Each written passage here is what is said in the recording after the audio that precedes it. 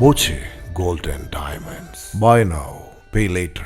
പട്ടാമ്പിയിൽ 20 kilo കഞ്ചാവുമായി 2 സ്ത്രീകളെ police പിടികൂടി. ഒഡീഷ സ്വദേശികളായ സൊണാലി നായിക്, ലിസ നായിക് എന്നിവരെയാണ് പോലീസ് അറസ്റ്റ് ചെയ്തത്. പട്ടാമ്പി റെയിൽവേ സ്റ്റേഷൻ പരിസരത്ത് നിന്നാണ് 2 സ്ത്രീകളെ കഞ്ചാവോടുകൂടി പിടികൂടിയതെന്ന് പോലീസ് പറഞ്ഞു. ബാഗുകളിലായി എത്തിച്ച നിലയിലായിരുന്നു കഞ്ചാവ്. ജില്ലാ ലഹരി വിരുദ്ധ സ്ക്വാഡും പട്ടാമ്പി പോലീസും ചേർന്നായിരുന്നു പരിശോധന.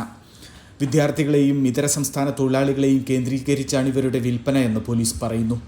ഷൊർണൂർ റെയിൽവേ സ്റ്റേഷൻ കേന്ദ്രീകരിച്ചായിരുന്നു ഇവർ ആദ്യം കഞ്ചാവ് കടത്തിയിരുന്നെന്ന് പോലീസ് കണ്ടെത്തി.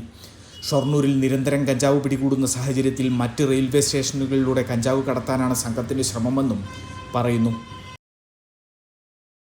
Time kids pre school, Mannannur road, Vaniyamkulam.